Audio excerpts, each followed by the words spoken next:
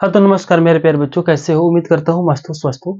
आज हम लोग इस वीडियो में देखेंगे प्रश्नावली 1.3 का प्रश्न संख्या 3 और 3 का दूसरा है। 3 का दूसरा क्वेश्चन कहता है कि 7√5 एक अपरिमेय संख्या है, इसको सिद्ध करके दिखाना है। तो चलिए सिद्ध करते हैं। कैसे करना है देखिए। सबसे पहले ये आप देखेंगे 7√5 है तो इसको हम लोग मान लेंगे। क्या मानेंगे? माना कि 7√5 एक परिमेय संख्या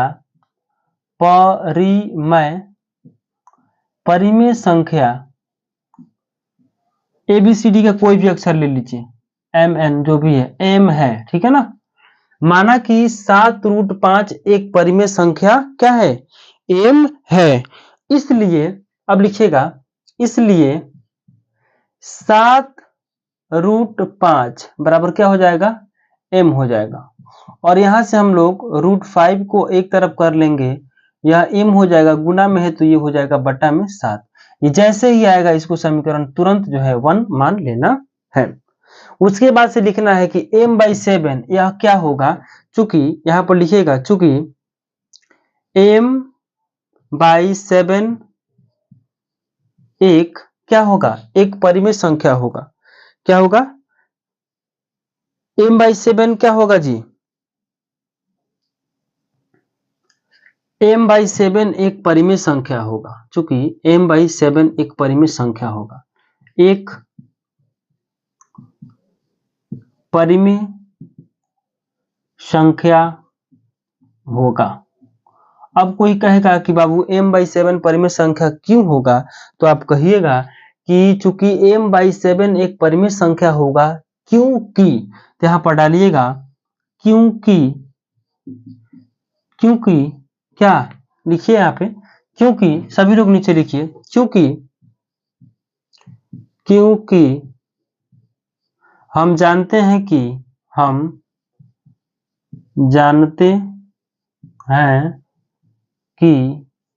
परिमेय संख्या से भाग देने पर परिमेय संख्या प्राप्त होता है। तो आप लिखेंगे कि परिमेय संख्या से भाग देने पर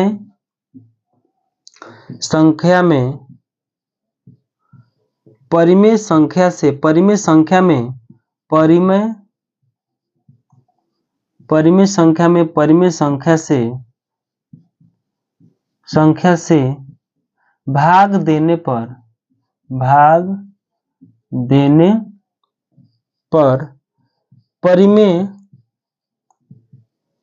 संख्या ही प्राप्त होता है। आप इसको पहले लिखिए, एक बार मिला लीजिए। चूंकि M/7 एक परिमेय संख्या होगा, क्योंकि हम जानते हैं कि परिमेय संख्या से भाग देने पर परिमेय संख्या ही प्राप्त होता है। इतना आप कंफर्म कर लीजिए, ठीक है ना। इतना कंफर्म कर लिए। अब इसके अगले स्टेप में क्या लिखना है? लिखना है समीकरण 1 से। यहां लिखना है समीकरण 1 से। जब समीकरण 1 से चलोगे ना तो देख लो, √5 होगा बराबर होगा M/7 होगा। √5 क्या है? अपरिमेय संख्या है, तो यहां पर लिख देंगे अपरिमेय संख्या। क्या लिखेंगे? अपरिमेय संख्या, ठीक है। और M/7 क्या है? परिमेय संख्या है। क्या जी?